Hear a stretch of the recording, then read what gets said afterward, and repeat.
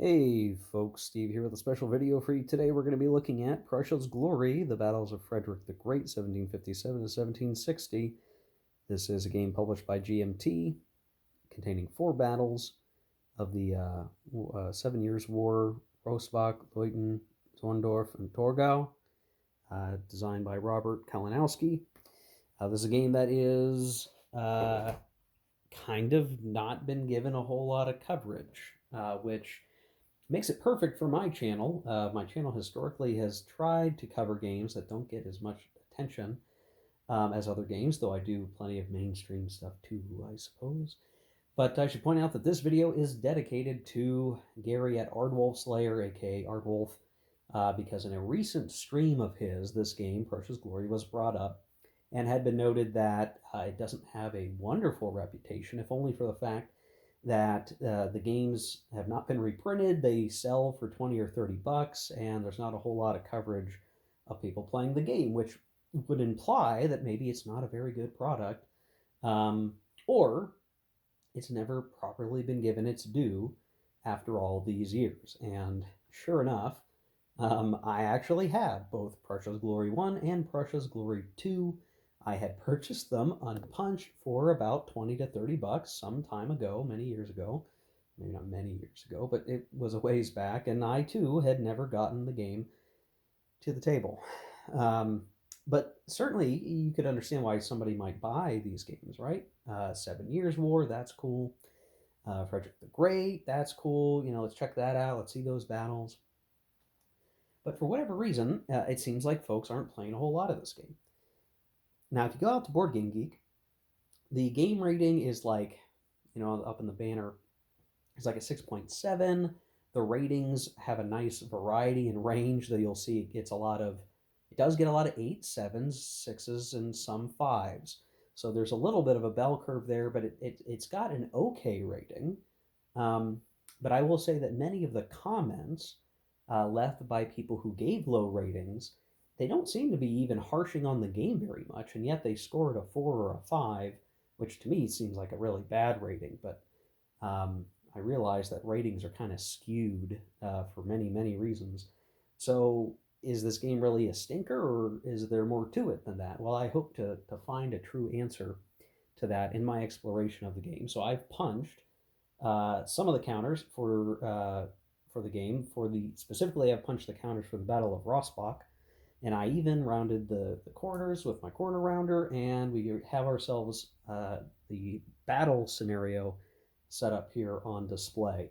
Though in this video, we're really just going to talk a little bit about the game, and I want to hit a couple of important points as to how I think we have gotten to this point where both the game and its sequel have not gotten a lot of love in the past so many years. One thing I should point out is if you own Prussia's Glory 1, and this turns out to be something you are interested in and want to play it, you are probably going to benefit greatly from also having Prussia's Glory 2. So if you have one and not the other, you should probably get the other. Or if you don't think you're going to keep your copy, find somebody who would want it so that they can have both PG1 and PG2. I say that because Prussia's Glory 2 includes a rules revision that refers to the rules in that game as the series rules, that includes some refinements and reorganization. It also includes some counters that you can actually bring back to Prussia's Glory 1. And so it really makes sense for the two games to be both in your library if you're going to have them at all. Maybe better to have two than one, but both makes a whole lot of sense. Which kind of makes it a really great candidate for a deluxe reprint from GMT, where you put both games in the box, you get 8 battles, updated and refined rules with all the errata and whatever counter updates you may want to have. I think that'd be cool, but again, I don't think that's going to happen because the series doesn't seem to have a very strong following. But I think there are several reasons for that. I'll also say that I don't think it's at any fault of the designer, because the designer has designed other games for GMT and in fact has a new one on the way. So there's Clash of Sovereigns, which is a card-driven multiplayer game on the War of Austrian Succession that will be coming out very, very soon as of this video's creation from GMT. He had also designed Clash of Monarchs, which is a 7 Years war game that is strategic level, card-driven, point-to-point map. that is out of print and is pretty hard to find these days. I happen to have a copy. So you can kind of tell that the designer seems to have a topic in his wheelhouse, which is the 7 Years' War and the War of Austrian Succession. And he's really kind of in that time period as his specialty. And he seems to be very well read on the topics. This is his area of expertise. So when it comes to, are these games representing history appropriately? Are these things, calibrated correctly? I am going to lean on the side of the designer on this one because I know that he spends a lot of his time with this historical period and topic. It is one he cares quite a bit about and what he focuses his game designs on. So just be aware of that. One of the problems was Prussia's Glory PG1. I might better just say PG1 so I don't screw up my words here. PG1's original rulebook was found to be not terribly well organized, or at least that's the sentiment that I've gotten. And flipping through both versions of the rules from PG1 to PG2, I could definitely see where PG2 has some organizational benefits. The nice thing is you can get the PDF of the series rules, quote unquote, on GMT. So if you just have PG1, you can print out or use the PDF of the series rulebook and have a better rulebook. So do not let the fact that if you just own PG1 hold you back. You can use the updated rulebook just fine. So please look at that if you're going to follow along with your own copy at home or whatever. So that was one thing, right? A game comes out, and if the rulebook's not so great, well, that can definitely put, a wet towel on things, right? So the game, at least the first one, had that challenge. And maybe by the time PG2 came out, the improved rulebook and everything else was maybe just a little too little too late for folks, and the two games maybe sold enough to get out there, but it hasn't really become, a cult classic. And it could be that folks just didn't play them as much, and that's why we don't have much, ripple effect going on. And that these games are sitting on shelves unplayed, perhaps. Now, there are criticisms of the game. So besides the rule book just being its own issue, in the comments of BGG and other places, you can find some commentary around the way that folks view the scale of the game and the way that it looks, and some commentary that, like, all the actions happening around a span of like 3 to 5 hexes or something like that. I think some of those comments are over exaggerated in many cases. And that is going to tie into some of what we're going to talk about in this video in terms of interpreting what the game actually is supposed to be and what is the designer's intent versus how people have perceived it, and him just not either having the time or ability to really articulate things, especially for people who aren't able to read content on their own on how the game is supposed to work and what the systems are meant to be representing. I think that's a key challenge with this, is that there's a bit of obfuscation here where the designer notes I don't think are actually in PDF form anywhere, and some of this stuff you just wouldn't be able to see, and you only have everyone else's comments to go on. And to be honest, sometimes the peanut gallery gets stuff wrong. So we'll talk about some of that here. So generally speaking, I think those factors have contributed to this game not getting a whole lot of coverage. And that, yeah, there could be some things that folks need to get over. If you look at some of the lower ratings on Board Game Geek, you will find folks complaining about fiddliness, or that it's just too old school, you're looking up stuff on charts. And to be honest, I look at some of those comments and I just don't get it, man. I mean, there's certainly charts in this game, and the rules, you got to read through them and kind of understand them. But I think that's just some people bouncing off a war game and wanting to play something simpler. And like, when I say simple, I mean commands and colors simple, as opposed to something of this caliber, which in my mind feels a lot more like a Great Battles of History in terms of complexity. I don't think it's any more complex than a Great Battles of History game. And I mean regular Great Battles of History, not simple Great Battles of History when I say that. I mean, any given unit, just to show an example, there's not that much going on with a unit. So this is a 4-step unit. It's got a movement of 3. It's got a strength of 6 and a morale of 3.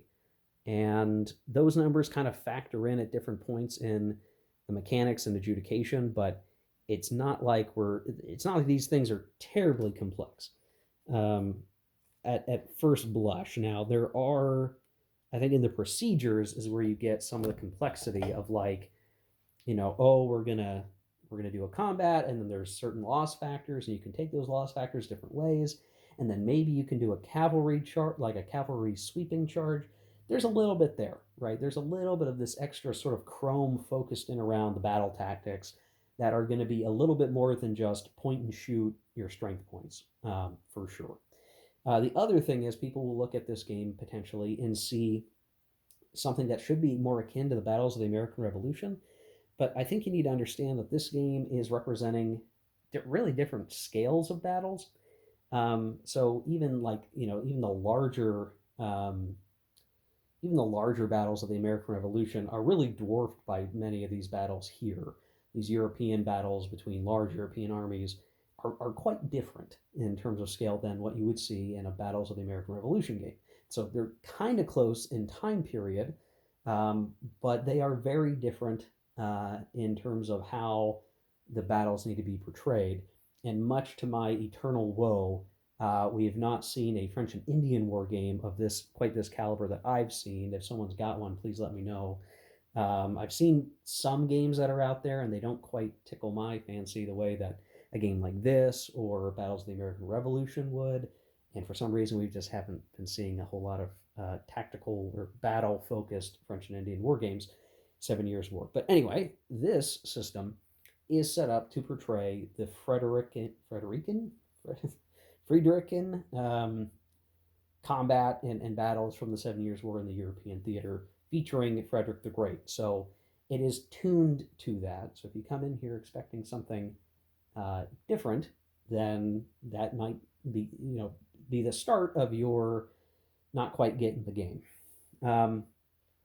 There's an important thing, I think, again, with the designer notes, having read through these rules and kind of seen how things worked and read the example of play. And again, the designer notes are really important to understanding why the game works the way that it does work and the scale that it's operating at. And I think if you don't really actually bother to do those things, you could walk away from this game feeling like it's not good or that it's got a lot of problems. Now, I'm going to make a reference to the Library of Napoleonic Battles for a second and draw a comparison. Because I think while these games are very different, they're not the same system at all. Some of the design thought process seems somewhat similar. And in fact, sometimes when the Library of Napoleonic Battles system gets criticized by folks, the designer of that series, Kevin Zucker, had published a number of articles on the OSG website that sort of combated, or he defended the system and why the game is designed the way that it is, because the player's expectation of what things should look like on the map are portrayed differently by the game because we're not seeing it at the same level that you're trying to imagine it. And I think that is in this game quite a bit, actually. So there's a little bit of a parallel to that. I speak of this because if you were to go to Board Game Geek today, there is one video on the page for PG1. When you go to look at pictures, there's not even that many pictures. There's a few pictures of, I think, maybe a Leuten and Torgau battle or something, but there's not much. There's certainly no pictures of Rossbach like we have here. But there is a video by Gilbert Collins. Now, Gilbert Collins is a game designer. He has a YouTube channel, does game reviews and such. He's around. He does stuff, and he has a video, and it's basically a review, but it's not actually a review. And I want to be kind to Gilbert when I say this, but it was really more of him. It felt like complaining about things that he didn't understand. Now that feels very harsh to say, and I'm going to keep an open mind here because I have to really play through the game quite a bit and get a better feel for it than I do at just this moment. But in my early assessments, I do not agree that Gilbert's criticisms hold much water or really valid concerns or even criticisms. Now, everyone can have an opinion, that's okay. And so what I'm going to try to do is rationally talk through some of those criticisms and address them in terms of the way that the game designer notes actually talk about how the game works and why it works that way. That would be sort of a soft retort to that video. So if you wanted to pause this, go watch Gilbert Collins' video, you can do that. I'm going to speak as if you don't do that and just kind of describe what he sees versus what is intended in the game. So, and I think it's important because if anyone's curious about this game, right, you want to research a game before you buy it or before you pick it up. There's one video out there, and you just watch that one video with no other context, no access to the game designer notes, without anything else. You might walk away thinking this game is trash, or it's not worth your time. And that worries me because I happen to have it, and I can actually look at all this stuff and compare. And it does bother me that that is the only video someone's going to watch about this game, because again, I think the criticisms leveled are not actually well founded. So this gets into the, hey, this channel is really good at covering stuff that maybe deserves a second look. I think this is a ripe opportunity for me to do that and maybe level the playing field and give people a reason to play this, pull it off their shelf, or get it for cheap and enjoy a decent game, right? So one of the things that he talks about in the system is, and I'm just realizing I might have a unit that needs to get set up differently. Oh no. Shoot. So one of the things that Gilbert talks about in the system is, or rather in his video about the system, is that, here we go, the map scale is weird. And I guess that's true to a point, depending on what your expectations are. So Gilbert's expectations, I think, are that you are buying a game that's just going to give you just the battle at a certain zoomed in scale, and you're just going to play the battle. That's just what the game is. But that's not what the game is. And if you read the designer notes, Robert Kalinowski goes into detail about saying he wanted to give a game that was tactically meaningful for the game. Like, hey, here's the battle and the tactics and the things that are going on. But to also represent the operational aspects of things, because that was a big part of how Frederick operated, how the generals at the time operated, that led to the successes of the Prussian army in the actual battles themselves. Now, Gilbert does talk about that a little bit, how, like, yeah, you want to show the two sides of the story, the tactical and the larger scale stuff, but that the game isn't good at those things. And I don't know that I would agree with that yet. I need to find that out maybe for myself. But the designer designed this, and I'm going to reference Library of Napoleonic Battles again. It's like in that system, if you're familiar, you have like an approaches scenario leading up to the battle, and then there's a scenario where you're just playing the battle itself after all the sort of initial maneuvering has been played out. This game does that. So it gives you, even like for Rossbach here, this is the battle scenario. So this is after maneuvering has completed, initial maneuvering is completed. This is going to be the battle, and there's some special rules that govern things. It's probably going to go very historically, and in fact, the book actually says, like, this is kind of more of a historical exercise because the Prussians are going to kick ass in it, is what's going to happen. Because historically, like, the Prussians come in, clear these guys out, get set up in a nice concave position, and then the Austrians and the French just kind of walk into a bloodbath and get defeated. And that's what's going to happen if I play this scenario as is. So the battles are just set up that way, and it might mean that the Prussians or the Austrians or whomever, or Russians for that matter, start at a certain advantage or disadvantage. If it were just the battle, you would be kind of stuck with that. And that might be okay. And then you can certainly play the game that way.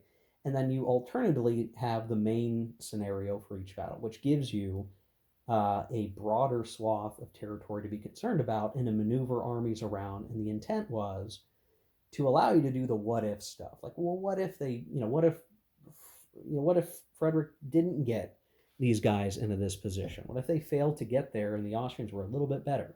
How would this battle have gone? You can explore that historical exercise by playing the main campaign. Now, you still have the potential that it's still going to wind up this way, playing the campaign, but you have that option. That's a lot like some of the Library of Napoleonic Battles, where you can play with the approaches and you're using a lot more of the map, because in that series you get these big, beautiful maps and you have a lot of space to work with for some of it. if you're playing those scenarios. The criticism that Gilbert puts in for this game is that, well, if I'm playing the battle, I'm only using 20% of the map, and then the rest of it I'm not using.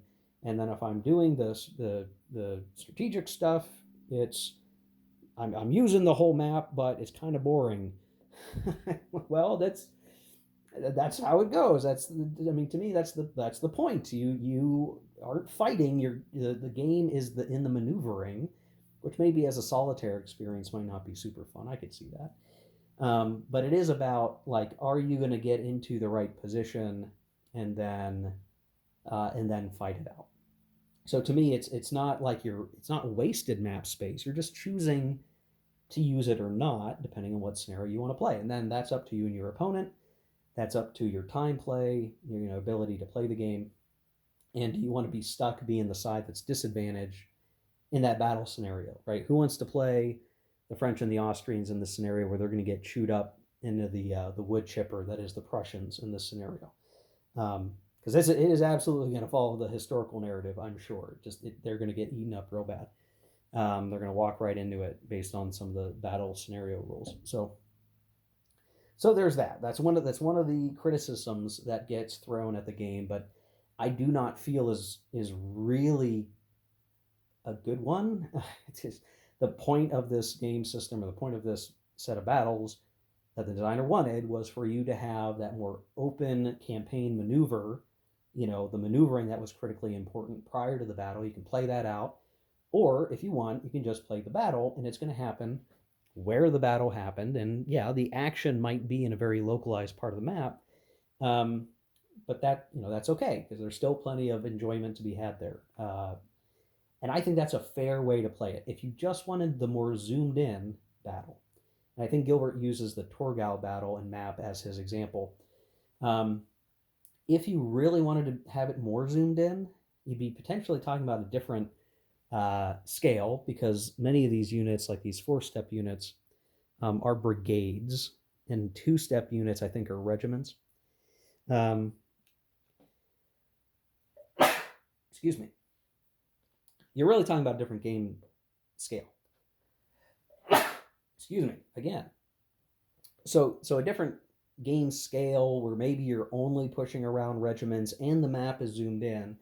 I could definitely see, if that's your desire, yeah, you might need to play a different game than this, if that's what you really want. But that's like for any game, right? There's a lot of games that are like that. There are Napoleonic games that are much more zoomed in than, say, the Library of Napoleonic Battles, Vice, any other games that do Napoleonic battles, for instance. So just using that as our comparison, that's a scale decision. And I don't necessarily see it as a bad thing that the game is at the scale that it's at. It's actually more versatile that way.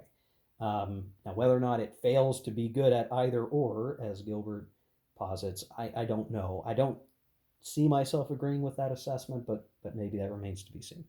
But there is certainly a point to it. Now, the second criticism that he really calls out is in terms of representing linear combat. And I think this is Gilbert's greatest flaw in his video, in terms of what he expects from the game versus what history would actually look like and how the game portrays that. And this is going to be maybe a harsh comment, but I got the distinct feeling that from Gilbert's pictures that he used and showed, and the way he oriented the map, maybe I should have had the Torgau map up for this so I could make a proper comparison, but you can open up his video and skip through the video to find what I'm talking about if you really want. He rearranges a Torgau set of counters to be what he thinks it ought to look like. And what ends up being what it looks like is like something you would see out of a Total War PC game battle, with these very thin, noodly lines, and everything is one counter deep, and it's stretched out just this perfect, polygon shape of units. And to him, that represents linear combat. And I think that's where he fails to really understand what the game is trying to show you in any given combat scenario and the way the units are set up. His point of reference in making this comparison is a picture of the Battle of Torgau that he has from a book or some other source. that shows a snapshot in time of units drawn on a map that shows like rectangles for different regiments or whatever, and showing a rough shape of these guys and how they should be fighting. I think it is flawed to look at it that way, because even the scenario setups for the campaign or battles or whatever in the game system are a snapshot in time at a specific time. So the turn record tracks for these games, I'll just try to see if I can show this a little bit. You can see there's timestamps on the turns: 9:30, 10:30, 11:30, and so on and so forth. Basically, each turn there's a specific time where we are progressing through the game at a certain clip. So the setup and where the armies are at a given point is not going to match the arbitrary snapshot in time picture that appears in a book somewhere. I mean, you're potentially looking at different times as well. The other thing that's critically important, which is again a knock against Gilbert's criticism, is what is being represented in a hex. So the game's scale, as we said, many units are going to be brigades. There's going to be a few regiments. Each hex is 500 yards across. Now, the designer in the designer notes says that a brigade in line formation is going to be about 500 yards, abreast across. So if you had, sure, some big line of units, and it's here's a brigade, here's a brigade, here's a brigade, here's a brigade, here's a brigade, or here, whatever shape your line is, that is fine. That is fine. Yeah, sure, you could do that. What the stacking rules involve here, and you can see there's, even in this setup, there's some hexes where there's like 3 units in a hex. And someone's going to look at that and go, well, that's not linear combat. No, it is. It is linear combat.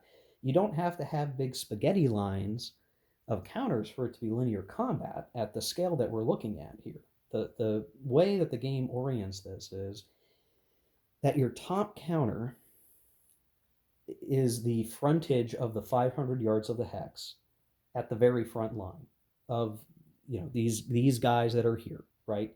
And if you think about like a hex, it's 500 yards.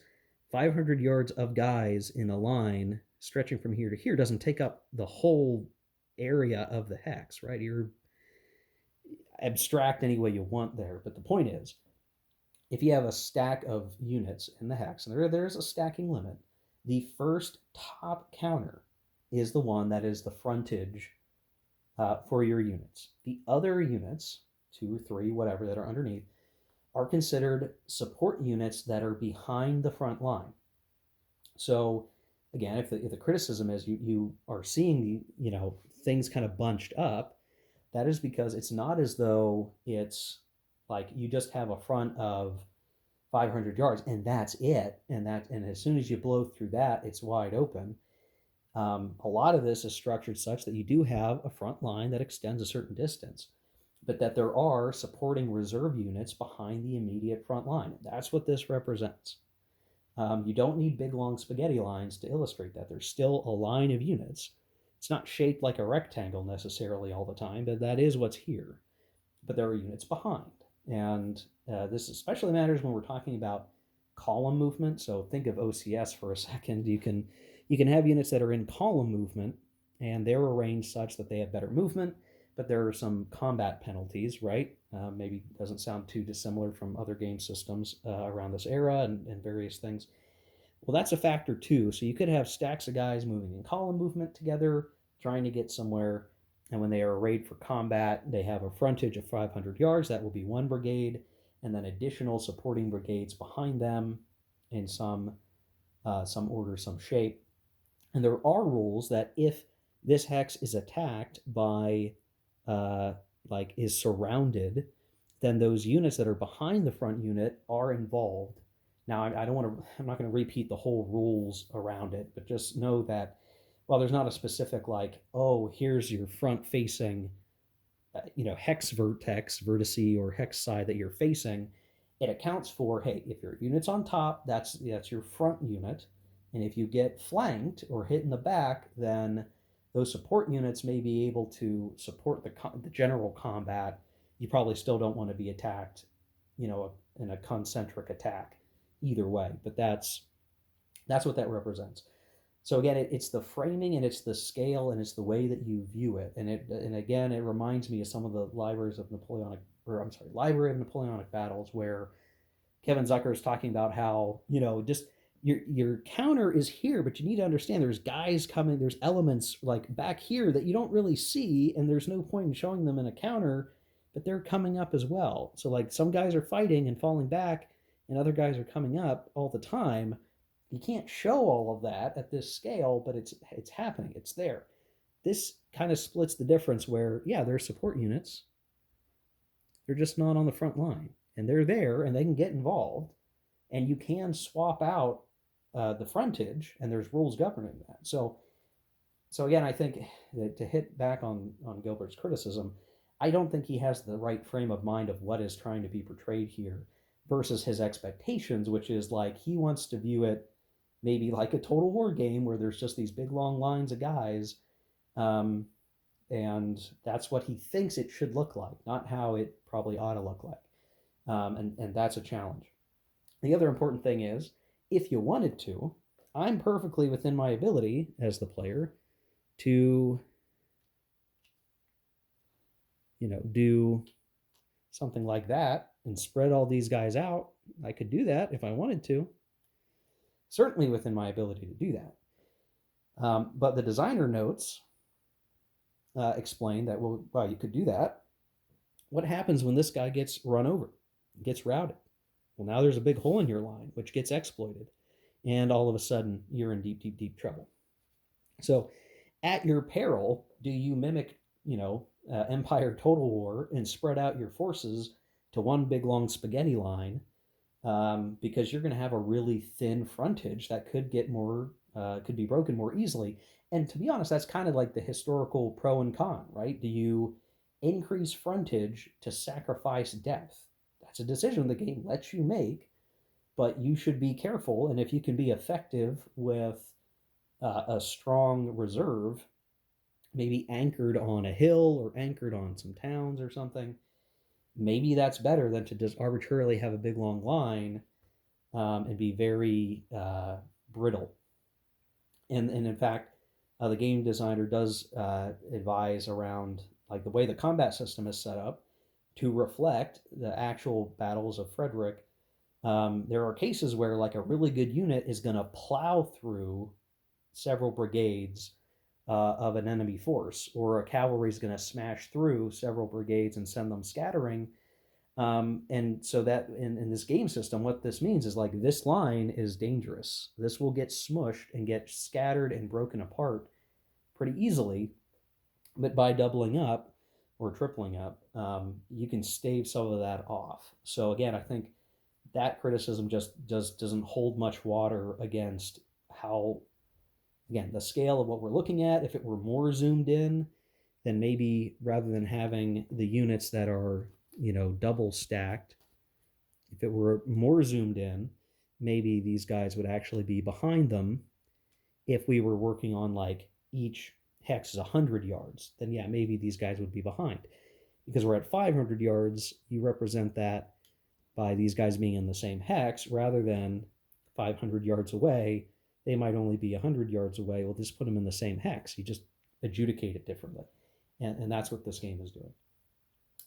And then just to wrap all of this stuff up, the Gilbert video, he does note that towards the end of the video, he's like, well, I could talk about the game mechanics, but I'm not going to do that. So he has an entire review video that's just him being upset at the map scale and not understanding what the game is trying to portray.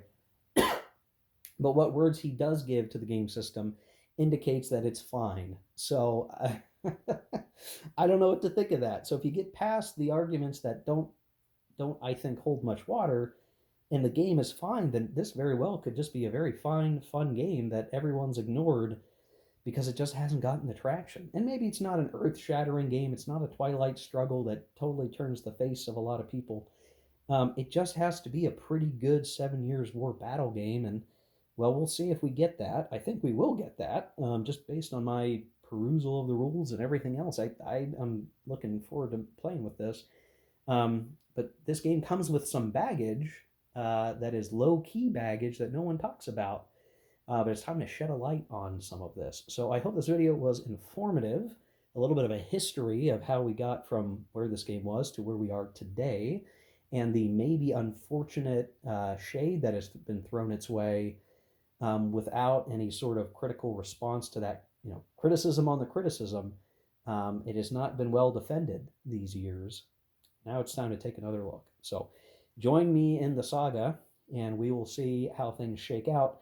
Again, I think maybe this Battle of Roastbox is going to be a one-sided affair, but it will get us used to the combat mechanics and everything else, and will serve as a fun distraction from other things going on.